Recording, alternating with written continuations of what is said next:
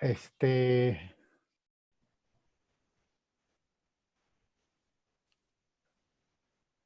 bueno, y los que van incorporando les voy dando entrada. Bueno, ¿qué tal? ¿Cómo están? Vamos a comenzar. Este es un ciclo de conferencias de lunes a viernes de esta semana, hablando diferentes enfoques de la columna política, poco para celebrar, para recordar, para conmemorar los 25 años, 30 años, perdón, de la columna Indicador Político que empezó el 17 de julio del año de 1990.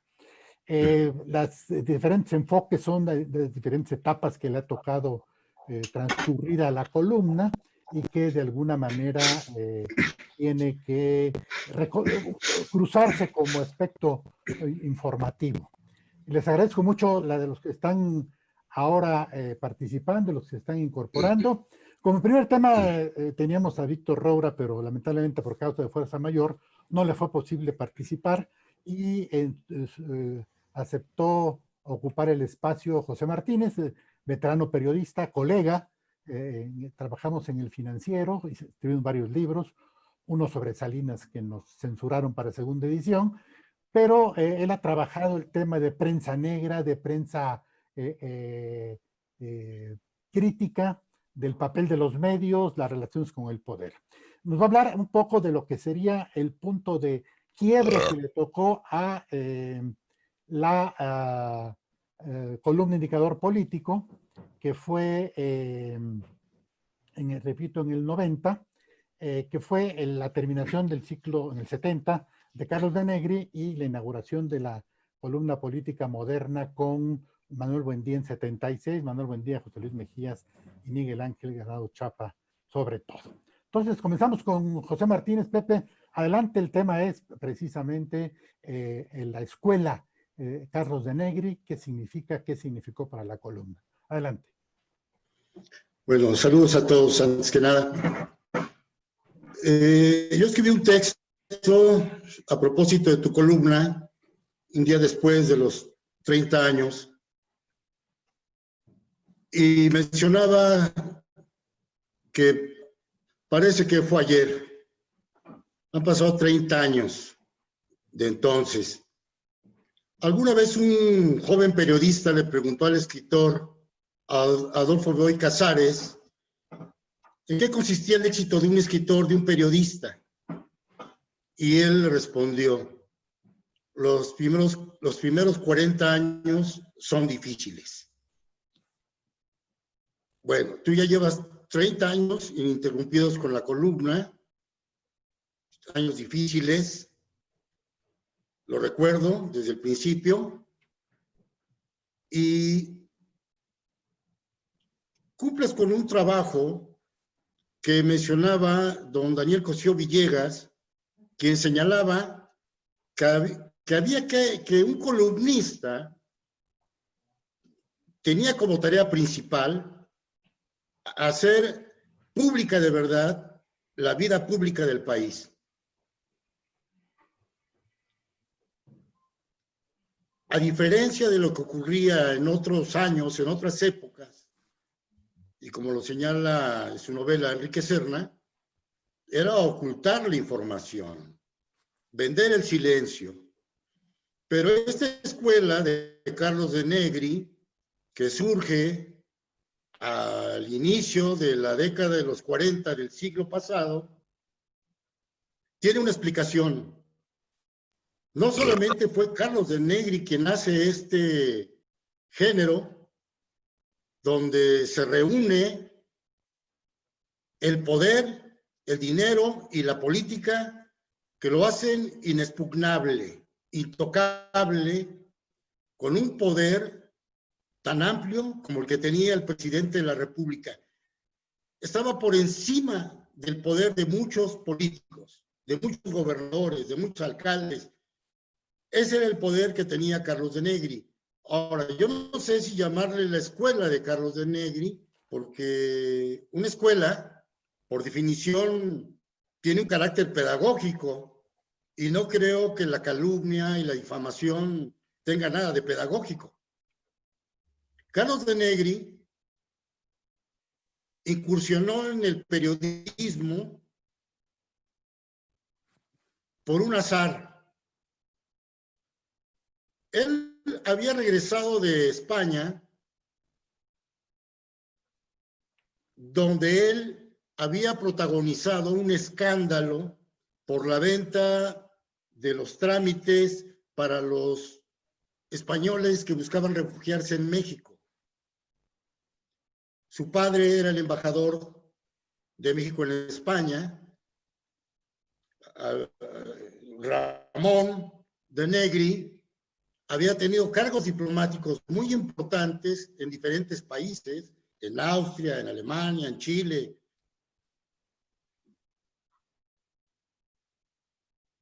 Y Carlos de Negri, que era su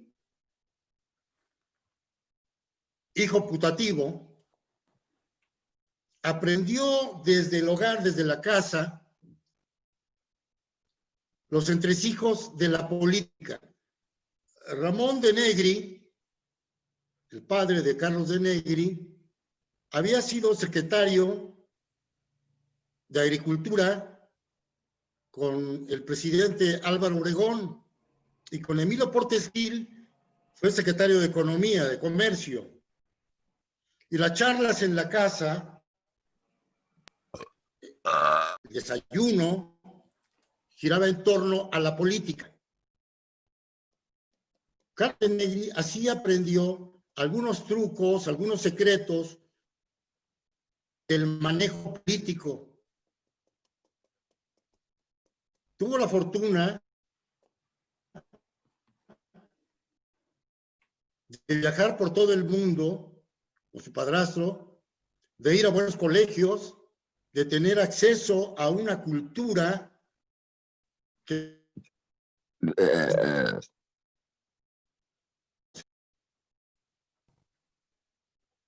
de Negri tenía una formación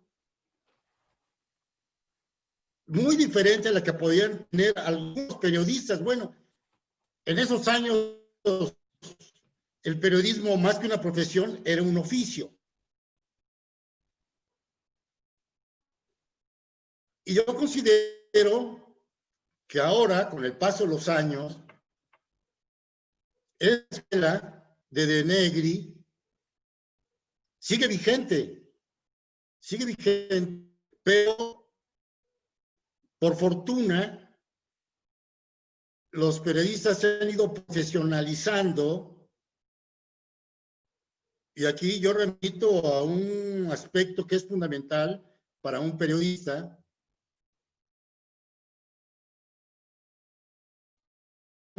Debe tener principios sólidos, principios muy fijados de ética, de cultura. Y Carlos de Negri, que era un joven muy audaz, culto, preparado, políglota, descubrió el periodismo como un oficio. Su primer trabajo periodístico fue al inicio del gobierno de Manuel Ávila Camacho, cuando él le propuso al director de Excelsior, Rodrigo de Llano, un reportaje sobre el asesinato de un periodista en Puebla, donde estaba involucrado el gobernador Ávila Camacho. De Negri presentó el reportaje, se lo entregó al director, a Rodrigo de Llano. Este lo utilizó para chantajear al gobernador. ¡Hijo de puta! Le pagaron 10,000 pesos y él le da 1,000 pesos a De Negri. Ahí es el arranque con el primer trabajo de Carlos De Negri, con un acto de corrupción. Ahí él descubre que es un negocio. Presos políticos. Y entonces, a partir de esa etapa, vemos la conjunción en una sola persona de dinero, poder y política. Yo creo que en el análisis de esta escuela de Negri, hay algo muy importante que es la escuela de Excelsior, la que se suponía era la que...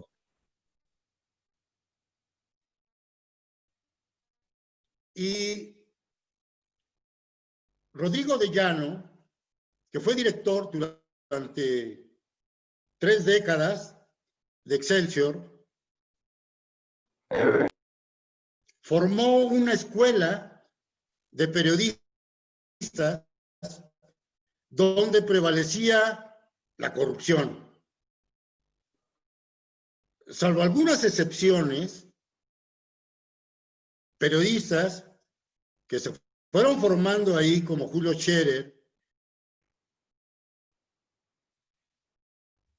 vinieron a romper ese esquema de corrupción dentro de Excelsior. De Negri llevó de la mano incluso a Julio Scherer a hacer trabajos de investigación, de reportajes de largo aliento.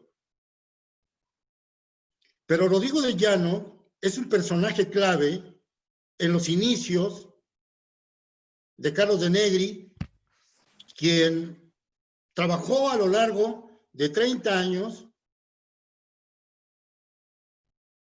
el manejo político de la información.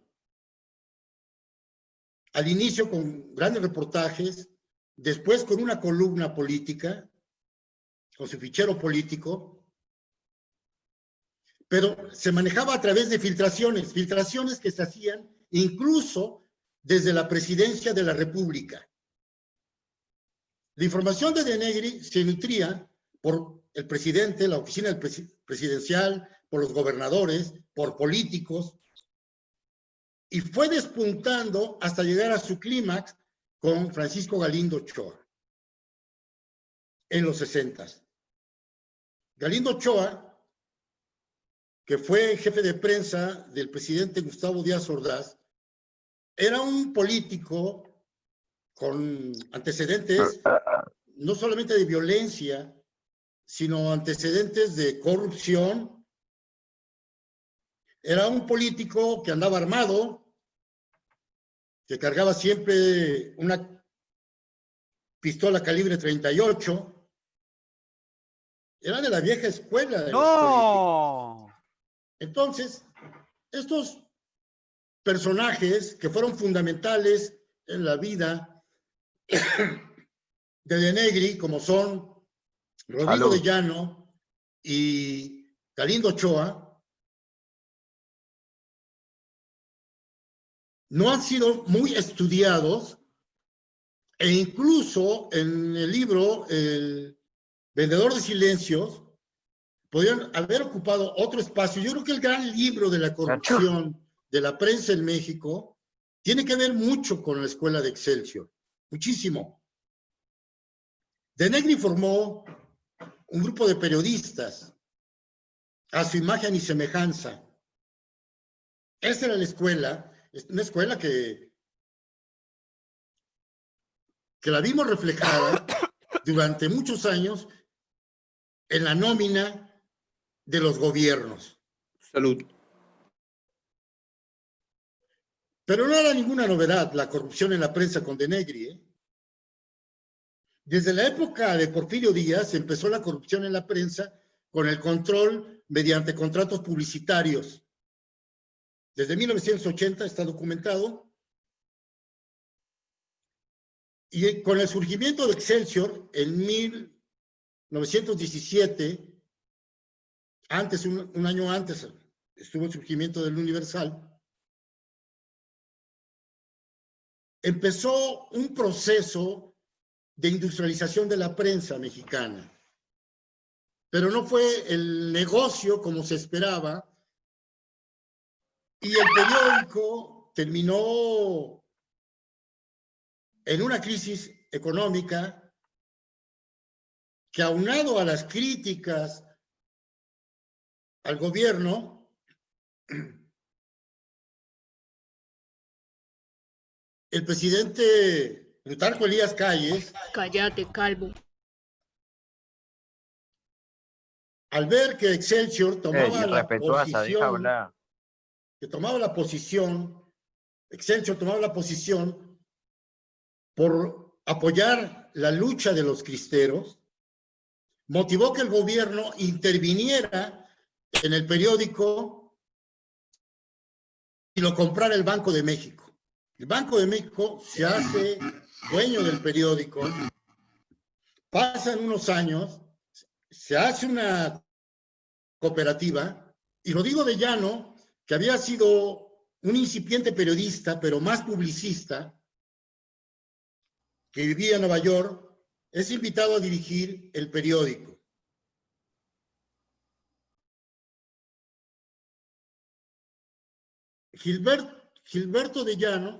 Rodrigo de Llano, perdón, era muy hábil para los negocios.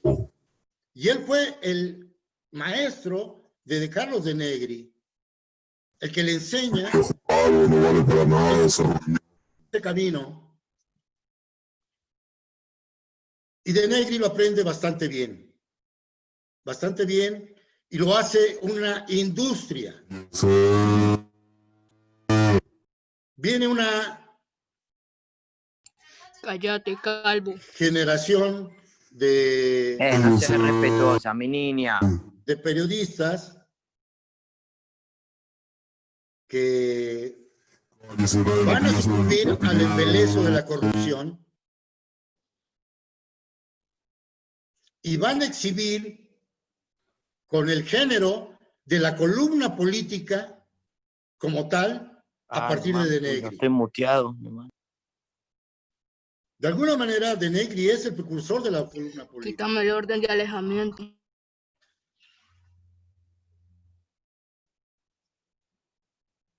Rodrigo de Llano, que le impulsa en esa primera etapa y a la subsecuente Galindo Ochoa,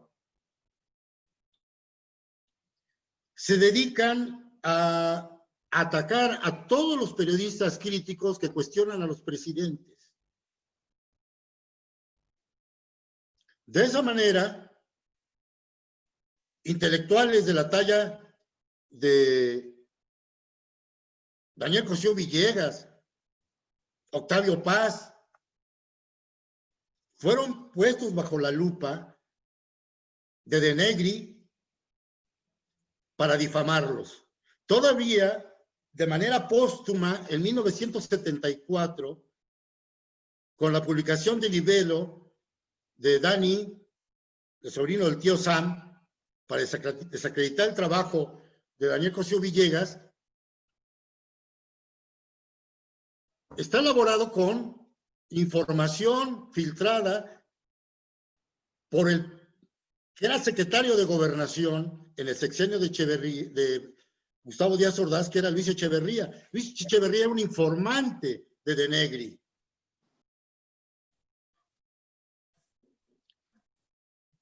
Echeverría, como otros políticos... ¡Eso es todo mentira! ...antaño, abastecían de información a Carlos de Negri.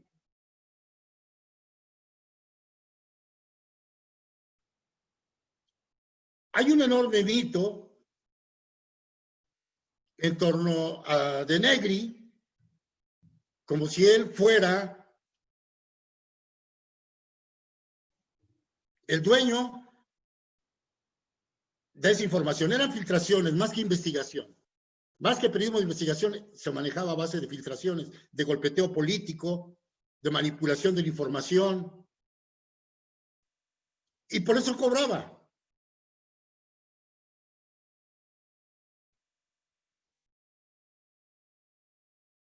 Daniel Cosío Villegas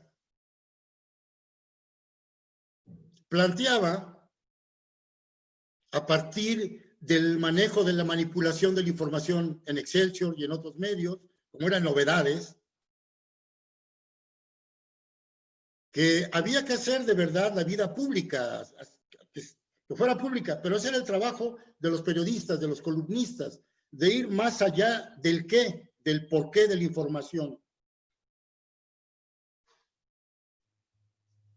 A mí me parece que hay mucho por escribir en la historia del periodismo mexicano sobre protagonistas que no han sido puestos bajo la lupa de los mismos periodistas, porque el gran problema de nuestra prensa en México es que los medios no son sujetos del escrutinio público. El gran tema que la prensa no cubre es el tema de la prensa. Se habla mucho en el argot periodístico de que perro no come carne de perro, pero bueno, no soy perro, pero creo yo que el tema que sacó a relucir en su novela Enrique Serna, El vendedor de silencios, pone en el debate el trabajo de la columna política. Cuando yo investigué el tema del profesor Carlos Jan González para mi libro Las enseñanzas del profesor, me topé con una serie de asuntos interesantes. Muchos columnistas de la etapa post-Scherer en Excelsior, como Carlos ¡Pará, Paccioli, correte! Me rompa la pelota. como Margarita Michelena,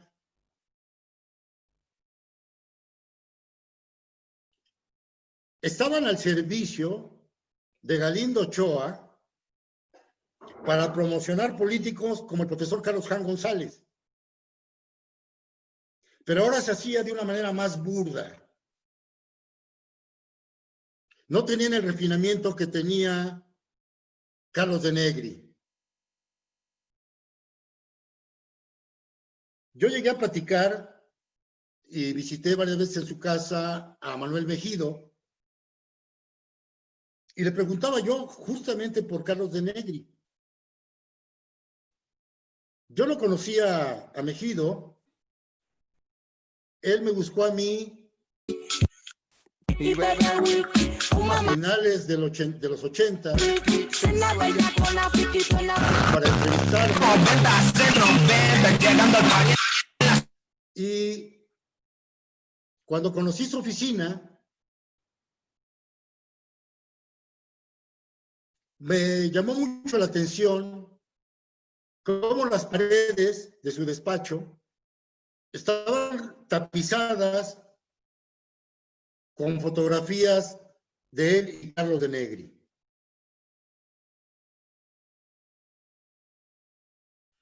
Yo lo elogiaba, lo recordaba con mucha admiración. De Negri había deslumbrado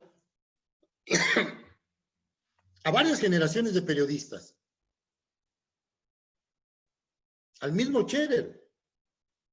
Pero en este proceso de Excelsior, de la etapa en que se hace cooperativa, en 1932 a 1963, que es la dirección de Rodrigo de Llano,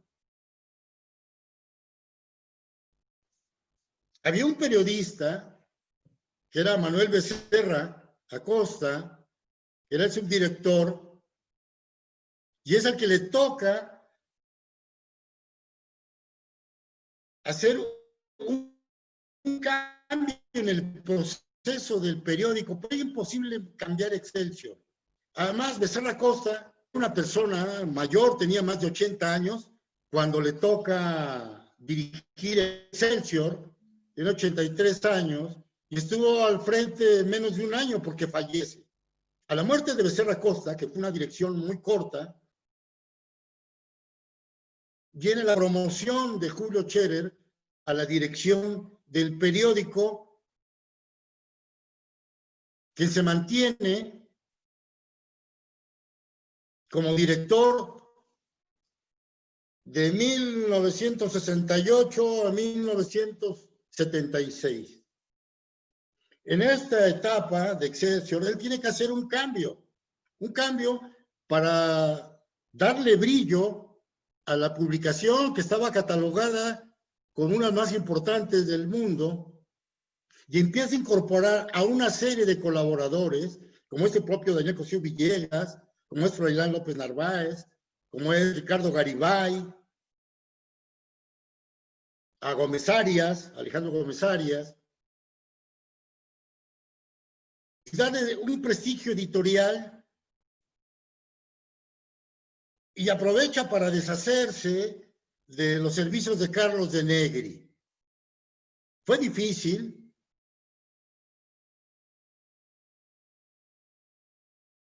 pero no era imposible remover a Carlos de Negri del periódico. Julio Scherer supo maniobrar bien, operar bien la salida de Negri, lo hizo de una manera refinada, con altura, con dignidad, pero estamos hablando ya de la decadencia de un personaje siniestro, por decirlo menos, que vive los últimos años de su vida de una manera deleznable, motivado por su alcoholismo y por sus locuras. La leyenda de Negri termina el primer día de enero del año de 1970, un mes después de que Luis Echeverría asume su mandato. Pero ahí termina la leyenda viva de este personaje, de que se cuentan muchísimas anécdotas,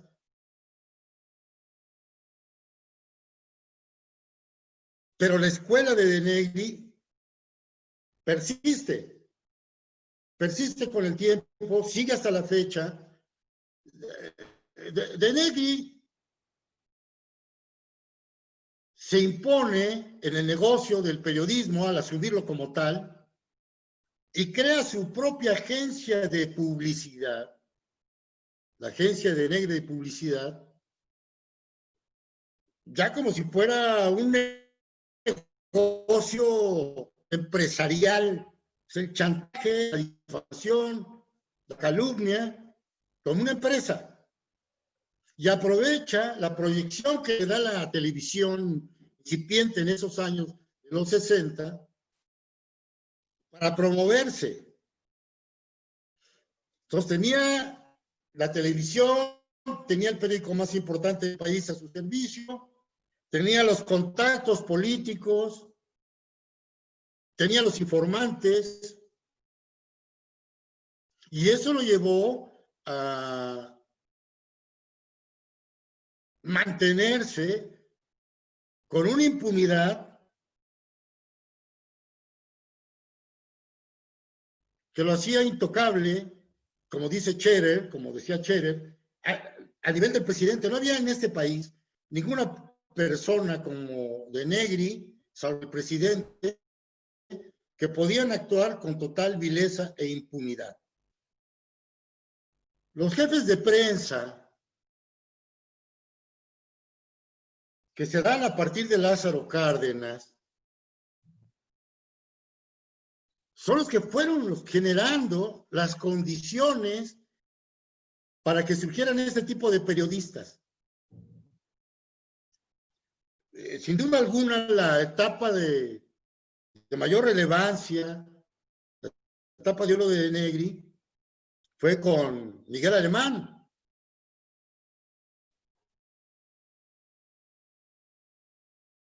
Con Díaz Ordaz tuvo un nuevo reposicionamiento. Pero en la medida que el país iba creciendo en su desarrollo social, económico, incluso político, por ejemplo, con el movimiento estudiantil del 68, de los reclamos que se le hacían a Excelsior como prensa vendida, pues llamaron muchísimo la atención de una nueva generación de periodistas que trabajaban con mucha dignidad su trabajo, que tenían una otra visión de ver no solamente el mundo, sino al mismo periodismo, Vaya, ese proceso de cambio incluso llevó al desgaste del que era el mayor informante de Denegri, como era Francisco Galindo Ochoa, el jefe de prensa de Díaz Ordaz. Galindo Ochoa comete el error de hacer declaraciones a la prensa extranjera, a periodistas mexicanos, sobre el número de muertos del movimiento estudiantil de 68, y Díaz Ordaz lo quita, lo desplaza. Ahí pierde una fuente de información importante Carlos Denegri.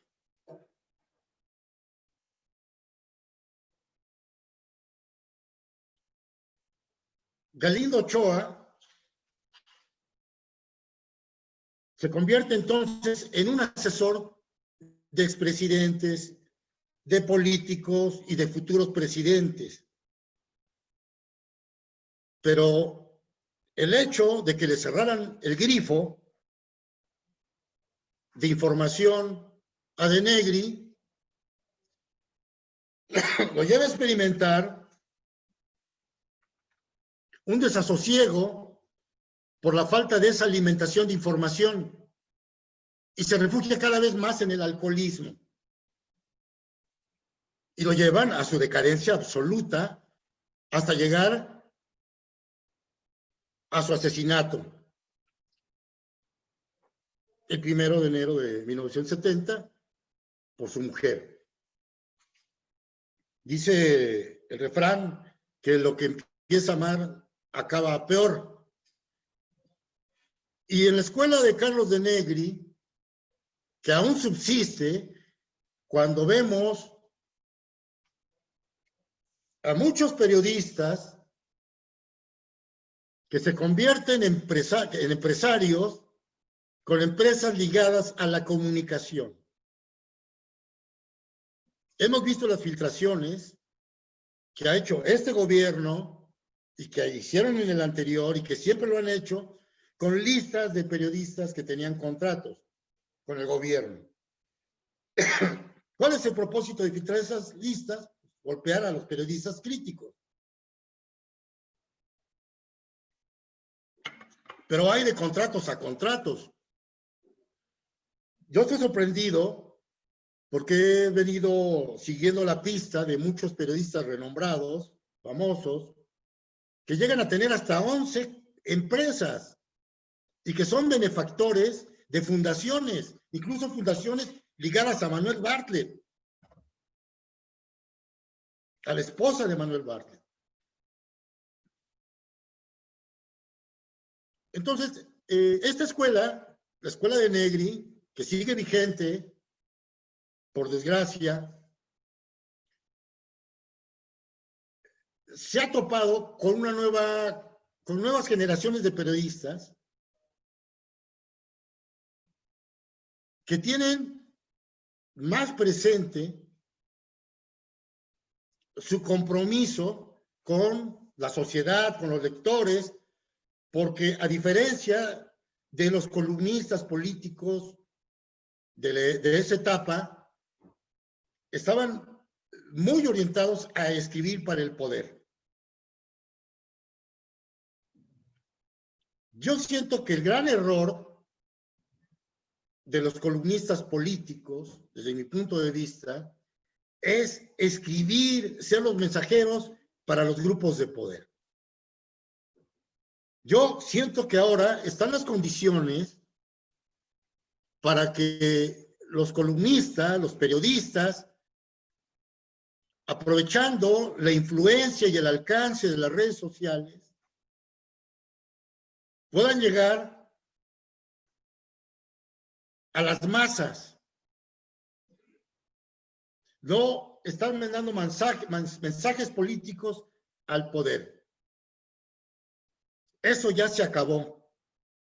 Ya los grupos, las mafias de antaño, no funcionan. Tú recordarás, Carlos, la etapa que se da en la misma coyuntura de la época de Denegri, de los intelectuales, porque no nomás era de Negri, los intelectuales al servicio del Estado. Acuérdate de la mafia fundada por Fernando Benítez, con los intelectuales. A ellos se enfrentó, por ejemplo, René Avilés Favila, cuando escribe su novela Los Juegos, en 1960. Y a partir de ahí va a ser castigado por esta mafia para tratar de opacarlo, de destruirlo, de descalificarlo.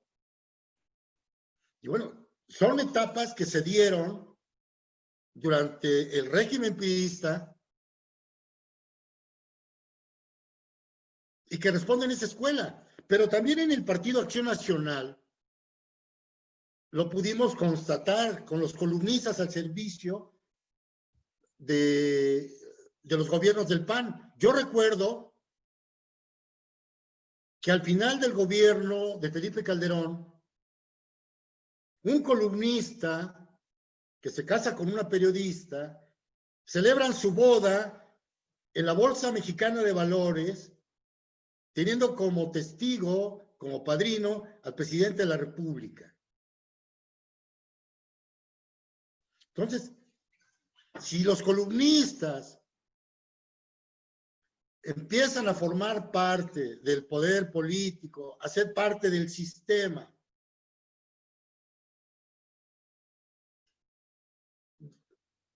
nos confirma o nos reconfirma que esa escuela de Carlos de Negri sigue vigente. Y eso lo podemos observar ahora mismo. Si hiciéramos una investigación, un análisis del manejo de la columna política en México, después de Carlos de Negri, nos podríamos llevar chascos. O sea,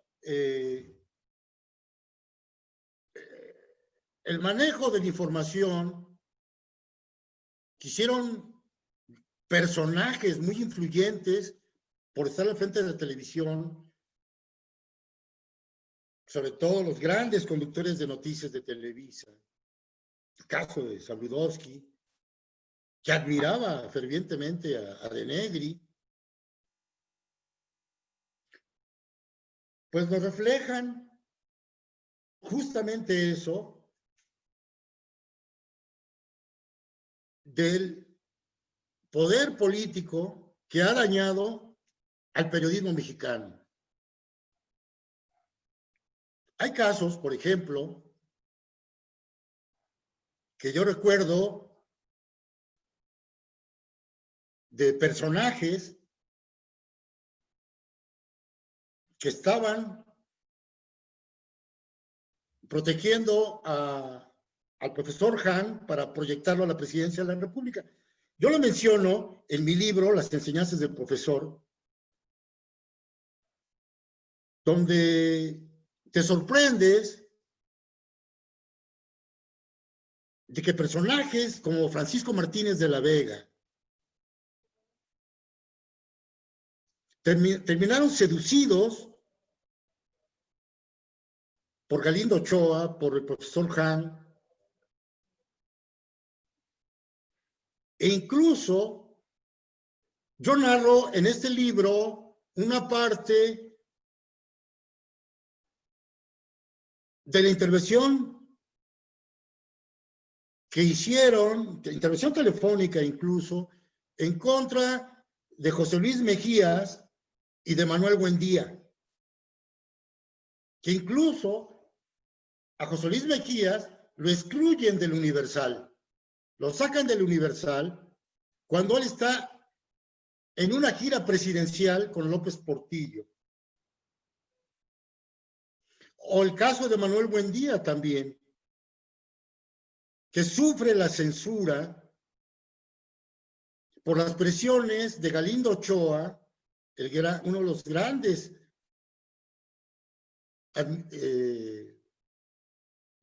administrador de información de Denegri.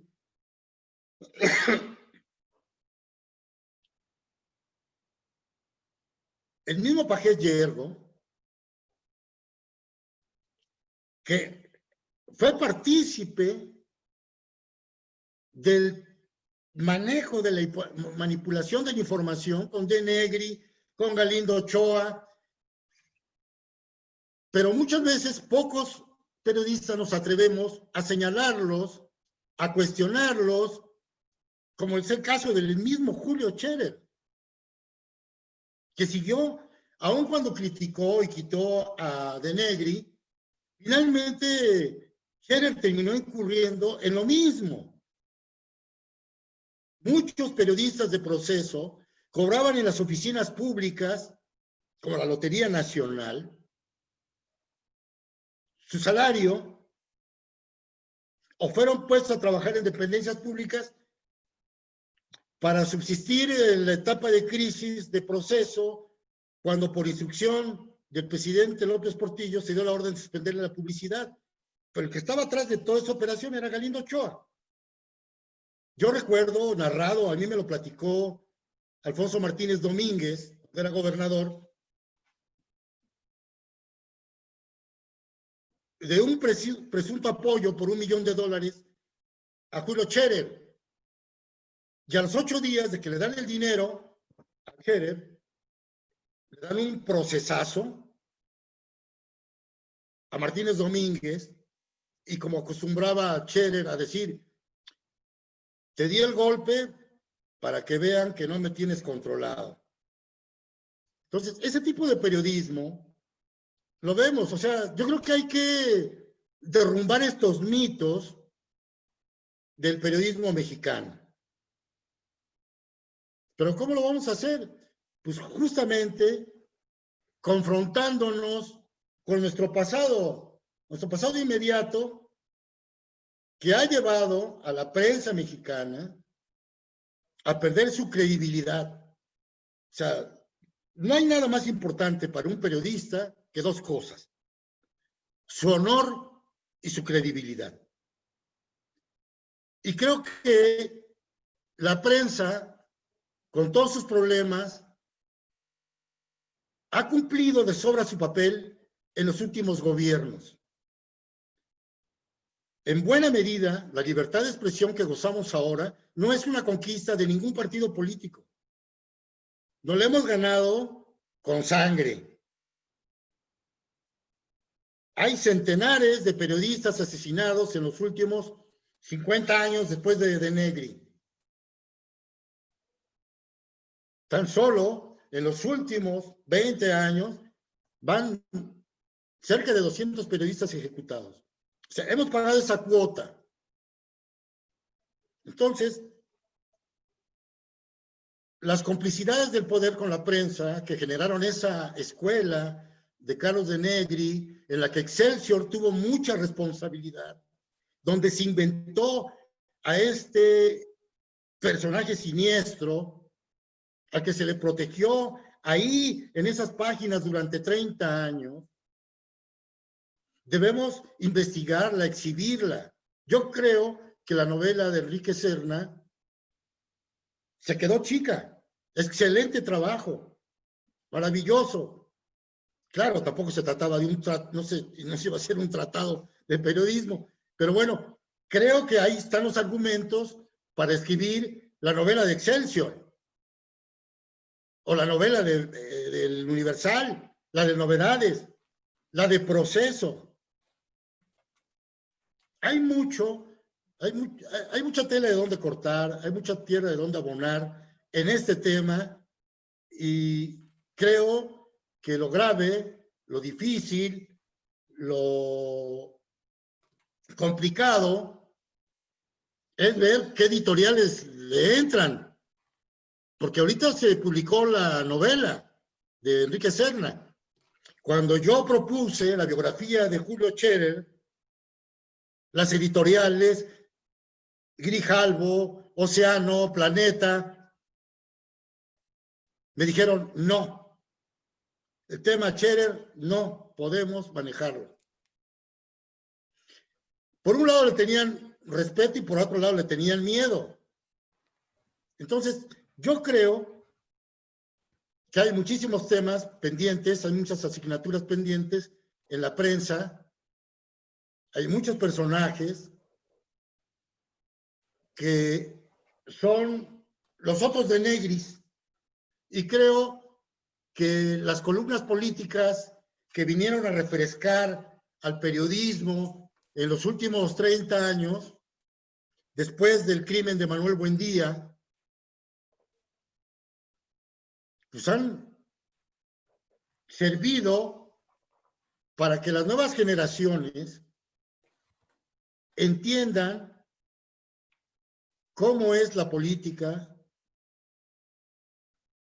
cómo se construye el trabajo, la profesión, la proyección de un periodista. A mí me ha tocado estar contigo, bueno, antes de que hicieras la columna. Y he visto todo ese proceso a lo largo de 30 años,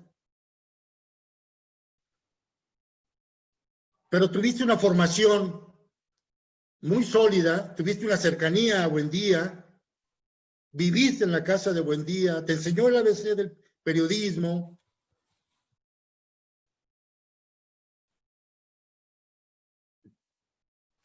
Vi las dificultades a las que te enfrentaste en la etapa de Salinas y Zedillo. Vivimos muchas cosas cerca de la presión política cuando escribimos el libro de Salinas. Pero a diferencia de tu trabajo, que viene con una formación muy sólida, lo que me preocupa es que hay muchos columnistas que no pasaron por el fogueo de la reporteada, que es fundamental el trabajo de reportear, porque al final la columna tiene que ser bien reporteada, investigada. Y eso es lo que hace exitoso un trabajo como indicador político. Ahora estás en una etapa más de análisis que información de coyuntura política.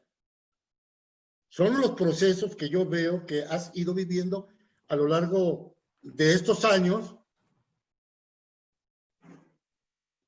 y que merecen el análisis no solamente de un ciclo, porque para mí el trabajo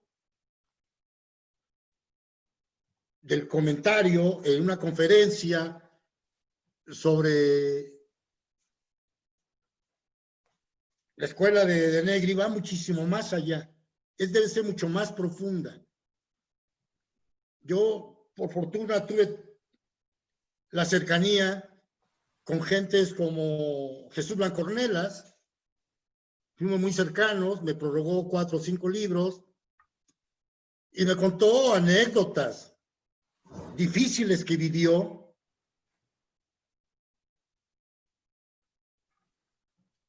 Por ejemplo, su etapa en Excelsior fue muy difícil y Scherer fue el que lo frenó ahí.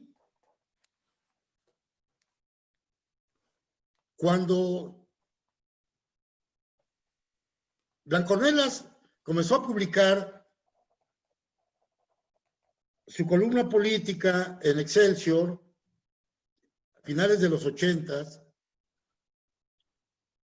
Julio Scherer le llamó al segundo día a Blancornelas y le dijo: don Jesús, no publique usted en Excelsior. ¿Por qué, don Julio? Dice,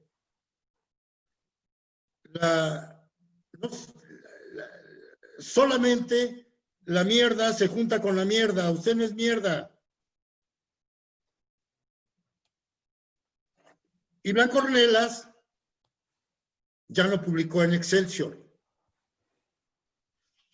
por ese respeto que le tenía a Julio Scherer. ¿Por qué? Porque Scherer había vivido todo ese proceso de descomposición de Excelsior, y vaya, los espacios para publicar en los medios impresos cada vez se han hecho más reducidos.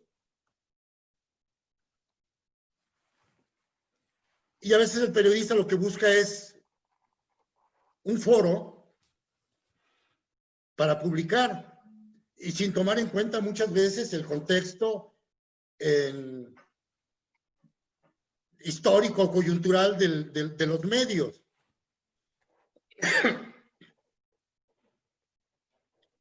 Yo creo que la alternativa ahora del periodismo está en las redes sociales, que es más difícil que haya esos cotos de poder como antes los había en los periódicos, y que la columna política ahora se enfrenta a nuevos retos, a conquistar a los lectores, a lectores nuevos que no están politizados, que lo vemos en los comentarios de las redes sociales, que son muy superfluos, que son estúpidos en su mayoría, y que los mensajes o escribir para el poder ya no funciona. Eso se acabó.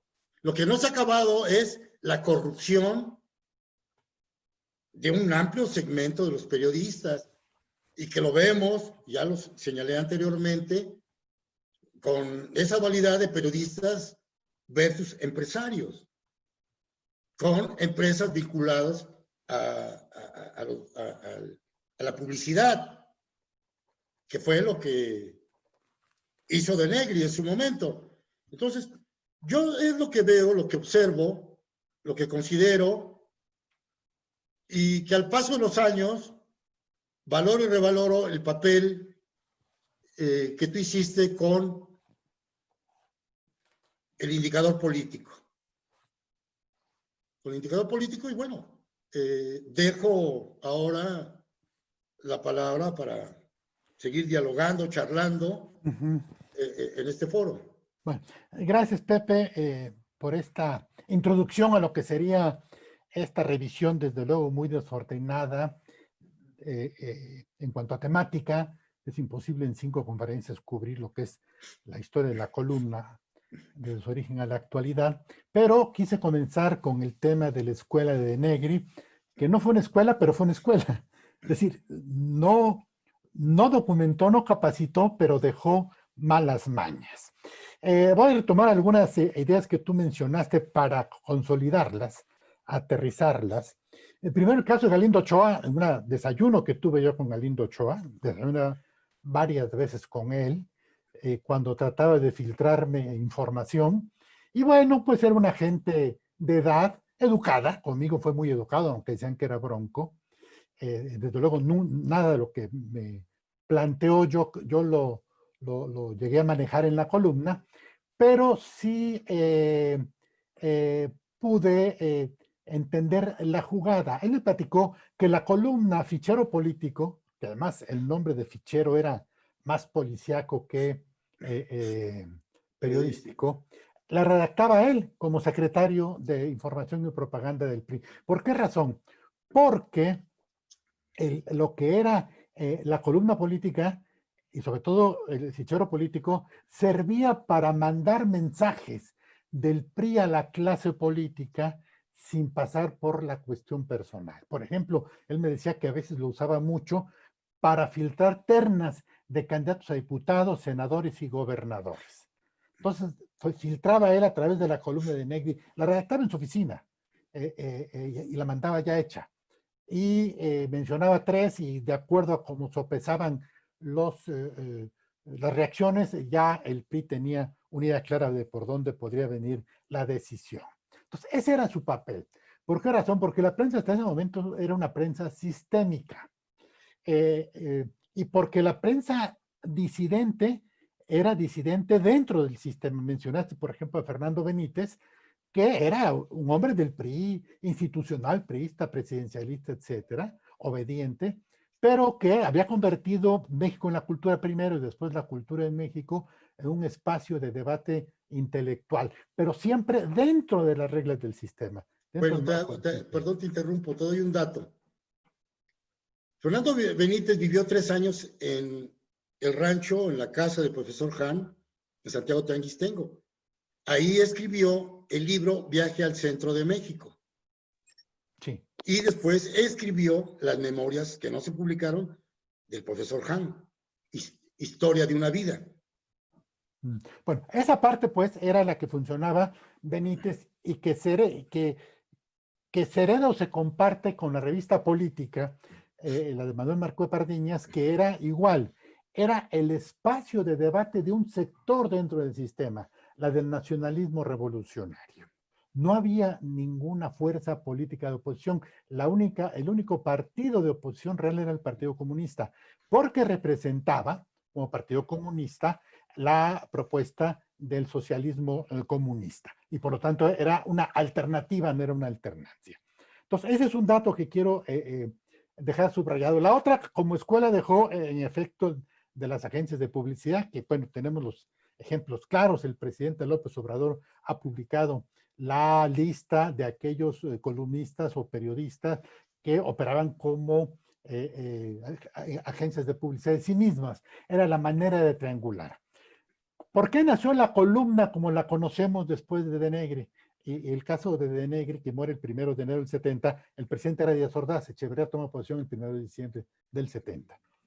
Muere de un autoviudazo, golpeaba a su mujer, la humillaba, la mandaba al hospital, hasta que un día la señora tomó la pistola y lo mató. Era la fama que tenía de su alcoholismo y de su violencia, producto del abuso de poder que le derivaba de la columna.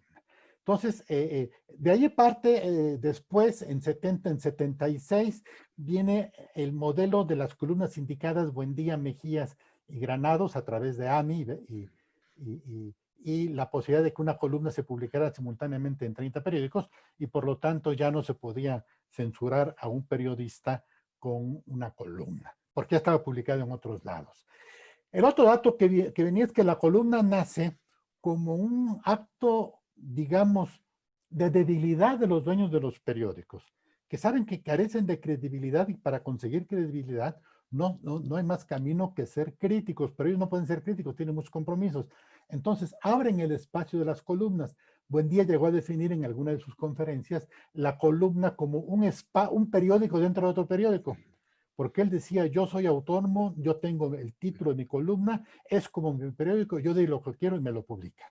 Y no pasa por la red de intereses, claro, salvo en casos extremos, de los dueños de los periódicos. Entonces, la red de intereses de los dueños de los periódicos busca cierto espacio de credibilidad a través de la columna, que serían estos casos de Buendía, Mejías y Granados, pero con casos de censura. A mí me tocó también ser testigo y darle salida a un acto de censura contra Buendía.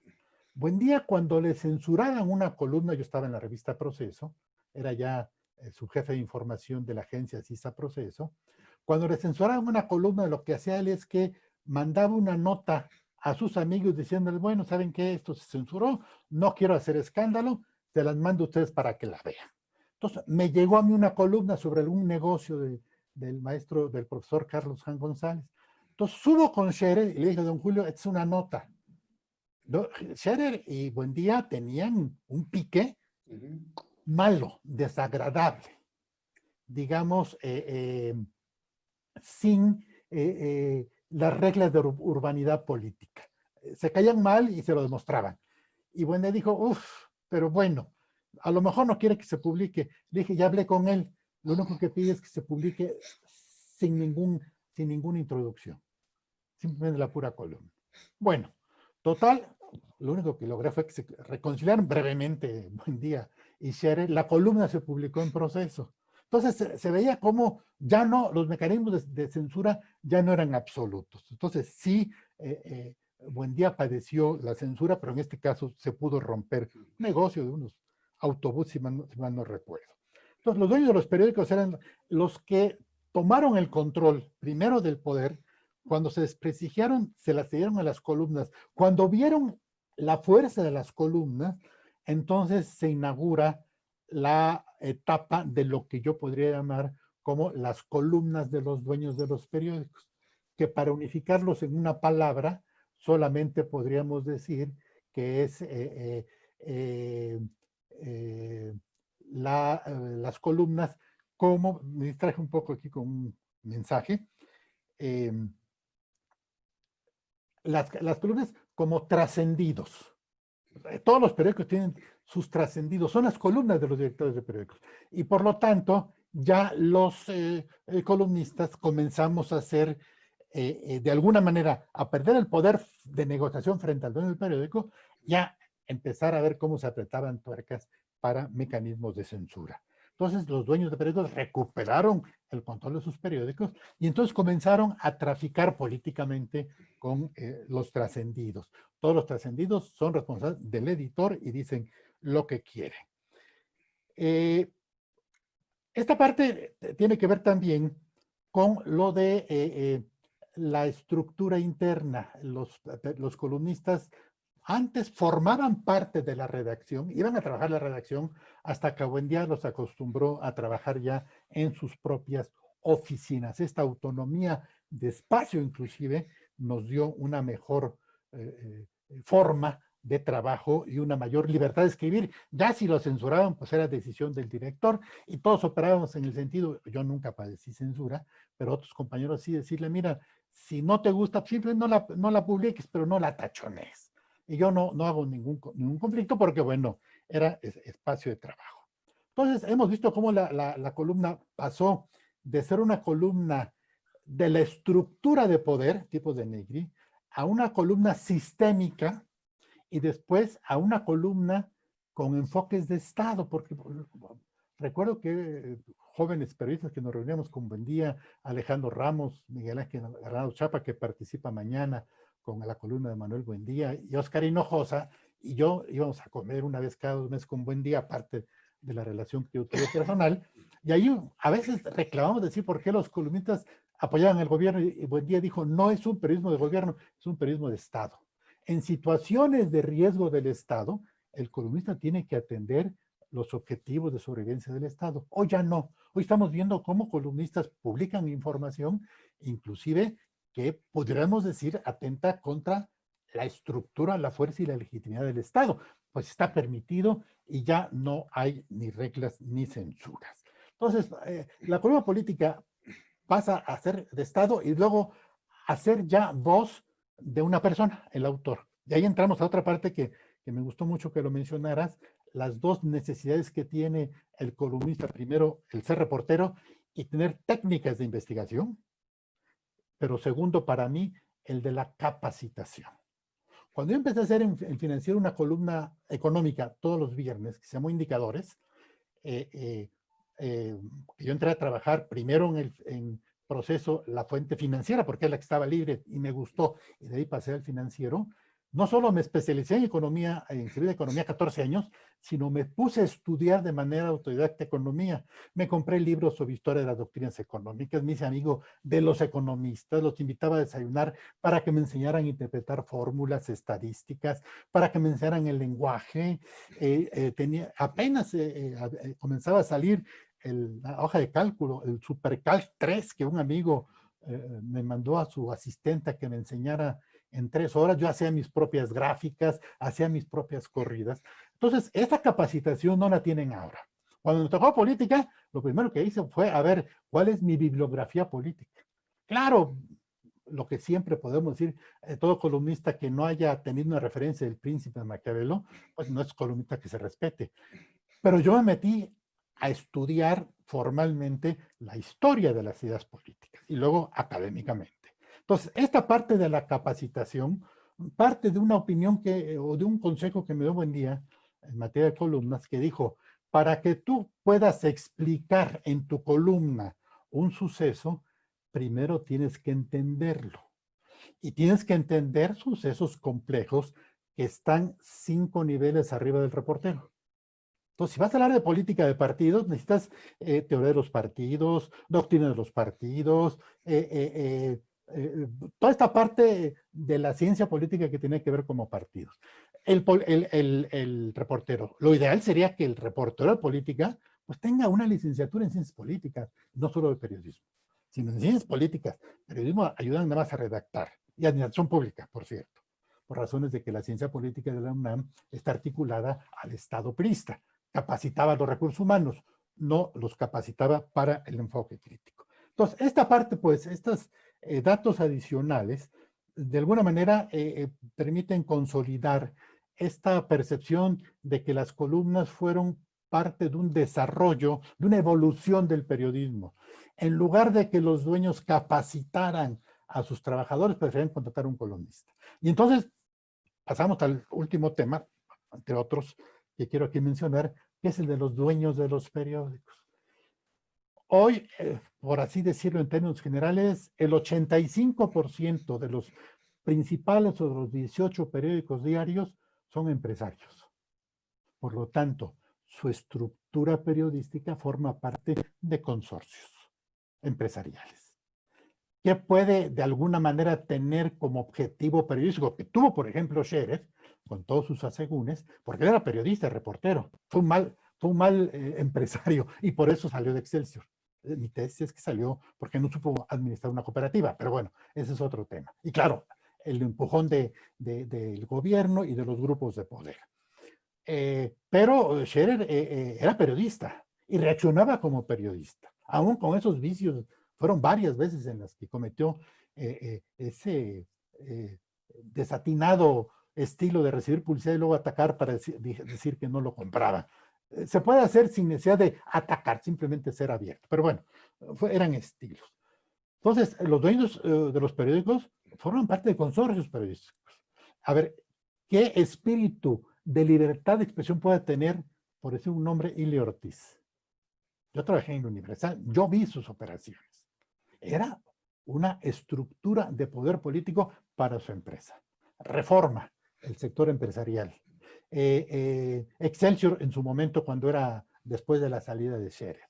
Milenio. Milenio forma parte de un consorcio empresarial y toman y tumban y suben columnistas y colaboradores en términos de sus relaciones de poder porque son los dueños. Aquí en todo caso lo que ha fallado es que los periodistas, los columnistas, yo encontré esa salida menor, pero me ha funcionado muy bien, de que me convertí en editor de mis propios medios, en editor de mis propias revistas y diarios digitales y mis propios libros. Entonces yo no me puedo censurar a mí mismo. Ahí está la crisis, cuando la crisis, y haber recursos y puedes sacarla impresa, cuando menos 2 periodistas, una periodista muy connotados, que les publicaba yo porque fueron censurados en otros medios, llegó el momento en que me criticaron en mi propia revista y el editor o el jefe de información y de redacción me decía, lo quitamos, no, públicalo. A mí no me preocupa, yo tengo mi propio espacio y ellos necesitan el espacio de libertad. Ahí están los testigos, las ediciones de la crisis. No he visto que ningún periodista, ningún dueño empresario de los periódicos lo puede hacer. Y hay el desatino, por ejemplo, creo que es como La Jornada, que si bien es un periódico de accionistas, no es cooperativa, pero sí de accionistas periodistas, aunque ya se está concentrando la propiedad, dirigido por periodistas, opere como sector empresarial y se ponen a censurar como empresarios para defender la empresa. El destino final es defender la empresa, pero sacrificando la libertad de expresión. Los casos de censuras en el Reforma, ahora en Milenio acaban, y bueno, en El Economista acaban de quitar a Rubén Aguilar como comentarista. No hay muchas razones que las dan, no las dan los dueños de los periódicos, pero es un periódico empresarial que sobrevive de la publicidad. Entonces necesitamos conquistar lo que decía Pepe Martínez. Las redes, porque en función de mi distribución de mi columna en redes y en periódicos del interior donde no participan en intereses nacionales, tengo mayor lectura y mayor circulación que si estuviera yo publicando Milenio, Excelsior, El Universal o El Financiero. Entonces, ahí es en las redes en donde tenemos todo nuestro espacio y ahí es en donde los verdaderos lectores, los que siguen tomando la opinión de otros a quienes respetan por su capacidad de reflexión, buena o mala, siguen o hacen el seguimiento de columnistas y de reporteros. Esa parte, pues, es la que me importa mucho destacar. Y bueno, esto tiene que ver sobre todo con lo que sería la escuela de Negri. Sigue funcionando a nivel de, básicamente, a nivel de periódicos de la Ciudad de México, a nivel del interior. Ocurre también, por eso es que todos los reporteros en el interior están pasando a páginas internet, sobre todo policíacos, y son donde hemos tenido las mayores bajas de aquellos reporteros que pues, no se cuidan de lo que publican, cuidarse de lo que se publica, no censurarse, sino tener cuidado que se publique, cómo se publica. Tenemos el caso Buendía. Buendía fue asesinado en mayo del 84, cuando se disponía a publicar información de la vinculación del crimen organizado y sobre todo los primeros cárteles de marihuaneros, entre ellos Miguel Félix Gallardo y Ernesto Fonseca Don Neto, con estructuras policíacas, políticas gubernamentales y de seguridad. Antes que publicaran, lo mataron. Cometió, para mí, el error de comentarlo con José Antonio Zorrilla, director de la Federal de Seguridad, y aquí todos creen que Zorrilla fue el que dio la orden. Zorrilla yo creo que pasó la información, pero la orden vino de otra área. Y Zorrilla tuvo que pagar los platos rotos. Yo vi muy de cerca la relación de Zorrilla con Buendía, pero bueno, esa es otra historia. Pero Buendía fue asesinado cuando se disponía a publicar revelaciones de las complicidades de la estructura de poder del Estado y del sistema político con el crimen organizado. Estamos hablando de 84 y de la fecha. En la semana pasada mataron a 2 periodistas, uno fue herido de gravedad porque estaban publicando esa información. Hay que tener cuidado, no censurarse o no tomar la decisión de no publicar, sino hay que saber cómo se publica y de qué manera se publica. Proceso, por ejemplo, tomó la decisión que en notas que involucran el crimen organizado con cierto tipo de revelaciones, no va firmada por el reportero, es anónima, y la responsabilidad es del periodista. Entonces, bueno, en ese sentido, pues yo quiero dejar esta parte de la complemento de lo que decía Pepe Martínez, y abriríamos preguntas. Yo tengo aquí el control de los micrófonos. Tuvimos por ahí intervenciones de algunos personas desagradables que quisieron interrumpir, los logramos identificar, los logramos sacar. Así que si alguien tiene una pregunta, nada más que me diga su nombre y aquí yo le abro el micrófono. A ver, Samuel Smith, empezamos con Samuel Smith y luego Rojas. Adelante, Samuel. Gracias, Carlos. Felicidades otra vez. Yo quiero hacer un comentario muy rápido para dejárselo sobre la mesa. Yo creo que hay que considerar, uno, que México no es un país democrático, que México es un país autoritario, y dos, que a partir de lo autoritario, y no solamente por eso, una parte fundamental de la política es subterránea. Está oculta a la vista de los ciudadanos en general. De ahí que poder filtrar la información efectivamente es un canal de comunicación y de influencia del gobierno, y por el otro lado, la capacidad de los receptores de esa información para poderla transmitir. Y efectivamente estoy de acuerdo con José Martínez sobre el origen del porfiriato, en el libro maravilloso de Pablo Picato, donde demuestra cómo Porfirio Díaz establece como política de Estado 2 elementos: la compra de la prensa y la represión a la prensa, que van de la mano. Y de ahí hasta acá, porque no ha terminado. Y entonces tienes esa combinación entre un control de la comunicación rotundo por parte del Estado, ocultamiento de la información y la posibilidad de poder alimentarte de esa manera. Y entonces eso te lleva a una consecuencia para mí crucial. No se puede hablar de prensa democrática en un país autoritario. La prensa refleja ese tipo de manejos. Ahora, aún en los países totalitarios, ojo, y México es autoritario, aún en los países autoritarios hay resquicios de libertad, porque son necesarios, porque son válvulas de escape. Y entonces, claro que se va a encontrar aquel periodista, aquel columnista, que pueda ir canalizando. Lo vemos hoy. Hoy encuentras columnistas que son la voz del gobierno. Y si tú quieres saber qué está opinando el gobierno, pues ya sabes a quién hay que leer, porque es la información que le filtraron. Eso va a seguir. Y va a seguir hasta que se pueda poder cambiar la estructura fundamental de la política. Escribir para el poder sirve, sigue, va a seguir, y me llama mucho la atención el dato sobre Buendía y la causa del asesinato, porque yo he escrito sobre algo que llamo el crimen autorizado, que es justamente esta conexión, este maridaje entre el crimen y el poder.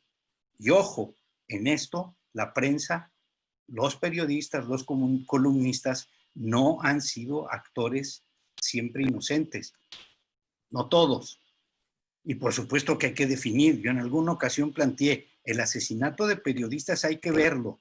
Aquellos que dijeron la verdad, aquellos que se atrevieron y aquellos que no cumplieron con acuerdos.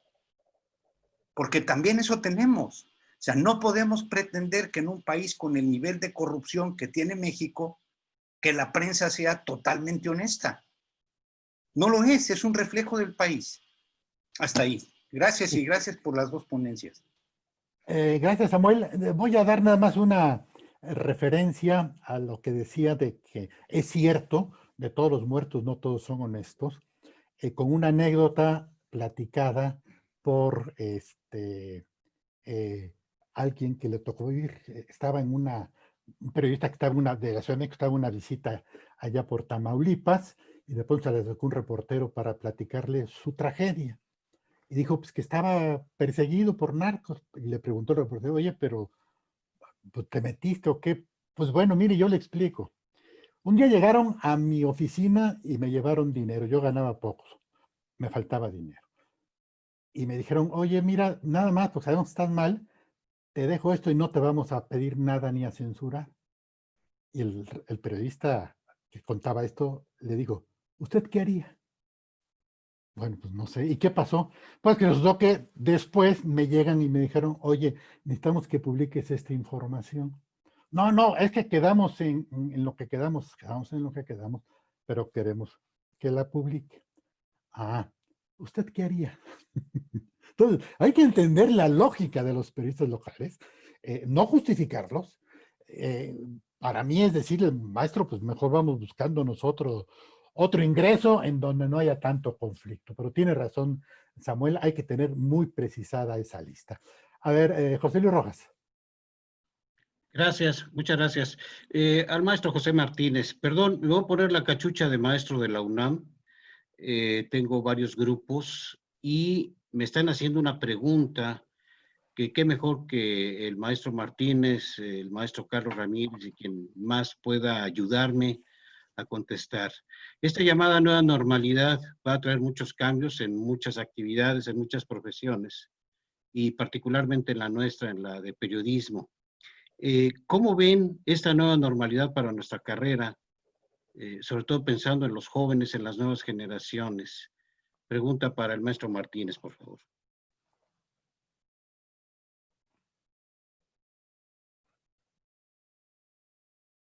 Espérame, Pepe, espérame. Bueno. Ya.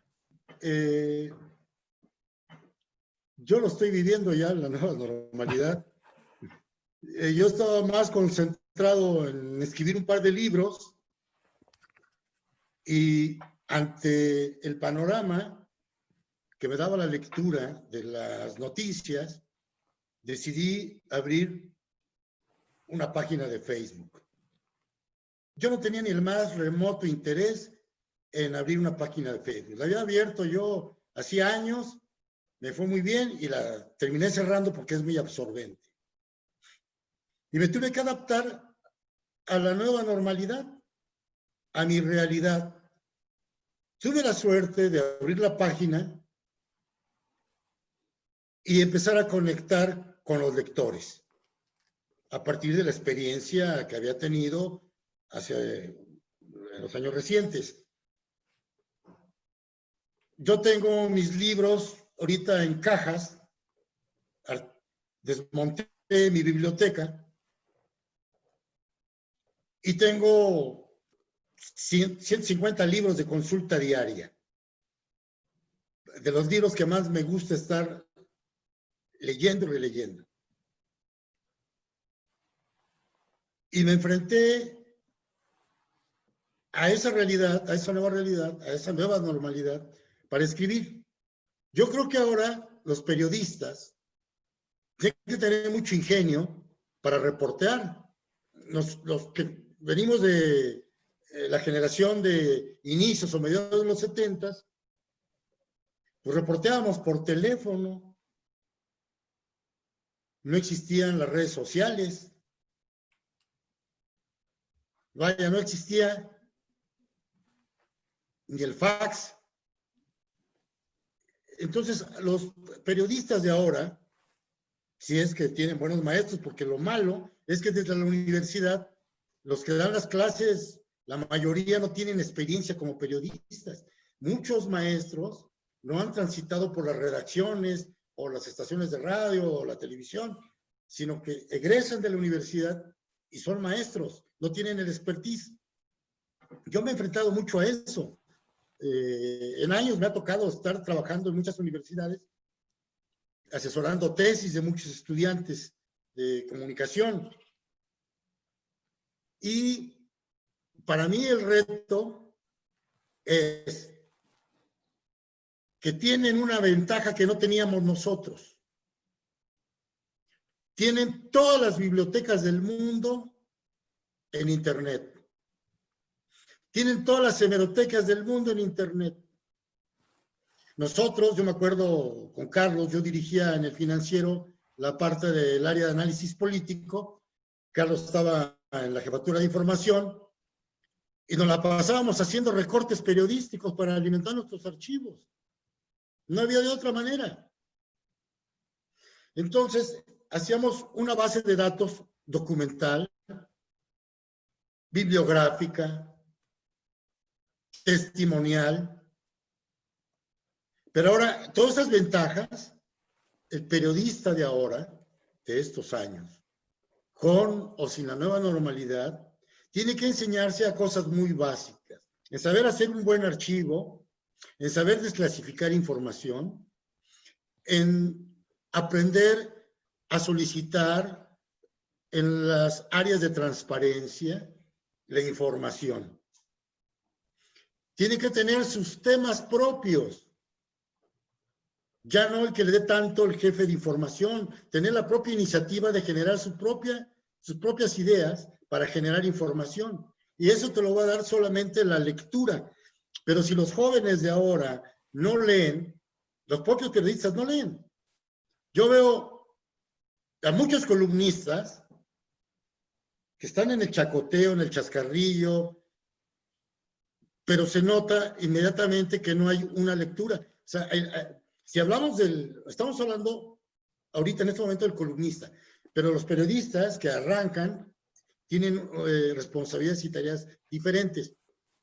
El periodista debe ser un intelectual, debe ser un activista político, hacer política desde el periodismo.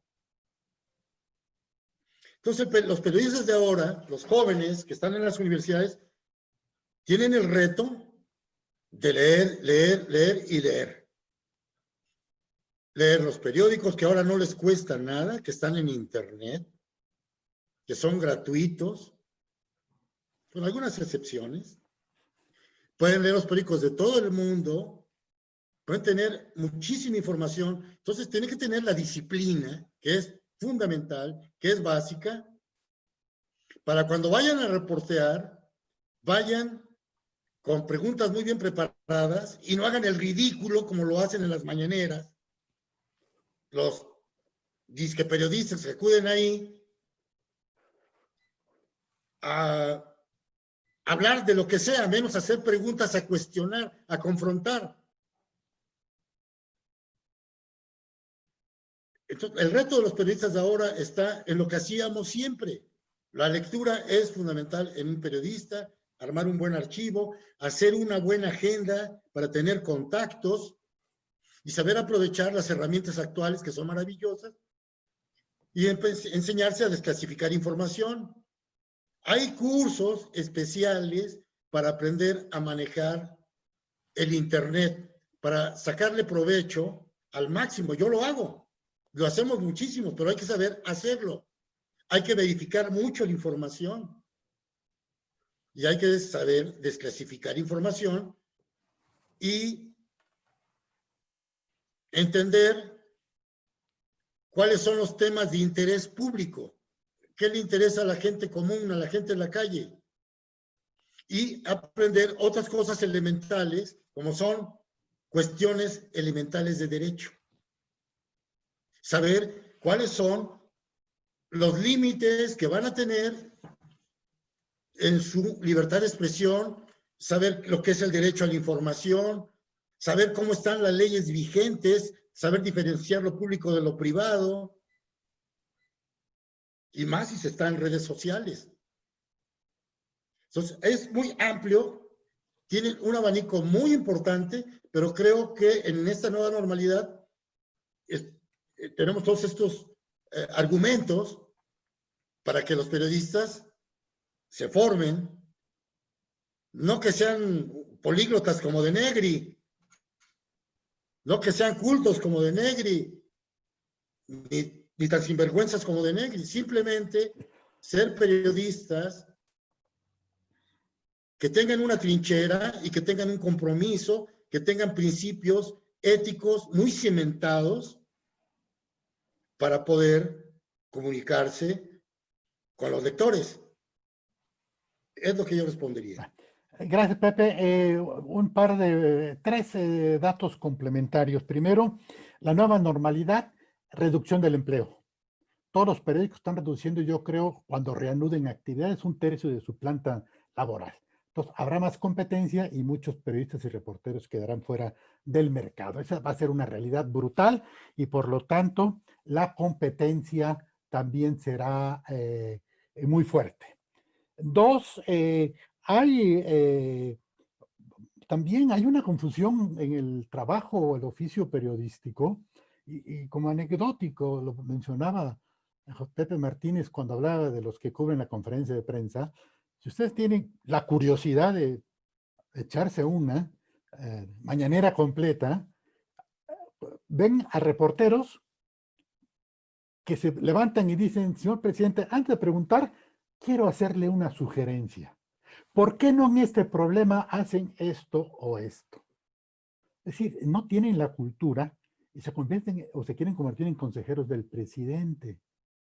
En Estados Unidos hubo una anécdota también del presidente Kennedy, donde llegó Pierre Salinger, su jefe de prensa, y le dice: oye, te pide 5 minutos el reportero de tal periódico que es muy importante. Dice: bueno, pues ya estuve con él hace 6 meses, otra vez quiere.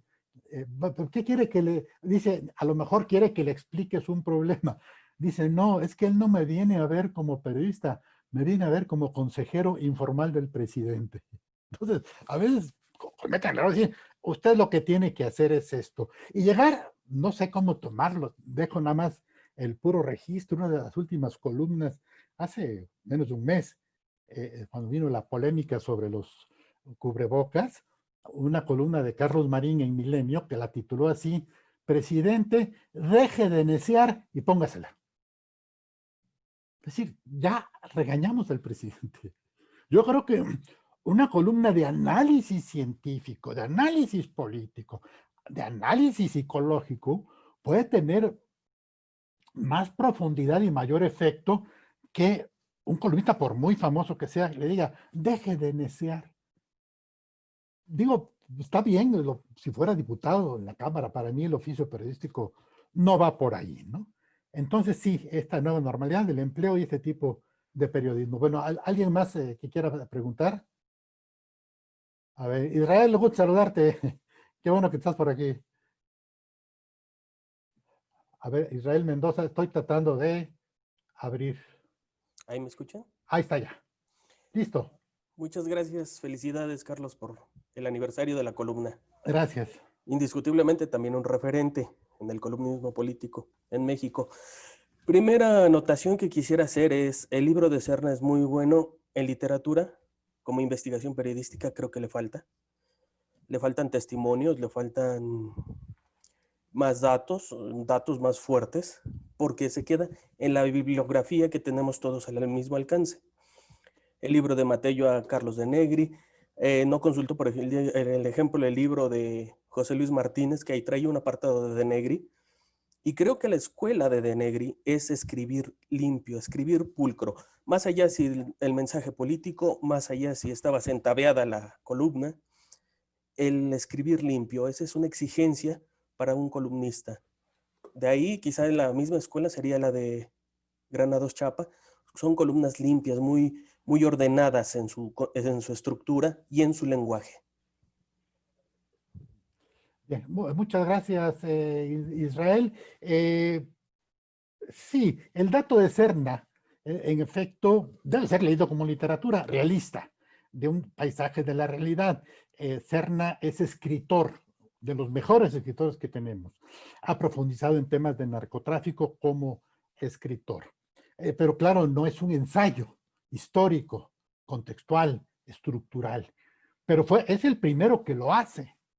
Yo creo que Serna nos picó la cresta para que nosotros como periodistas, quizá en forma de libro, pero cuando menos en forma de anécdotas, comencemos a escribir breves textos de recopilación de qué ocurría en el periodismo, un poco lo que estamos hablando aquí.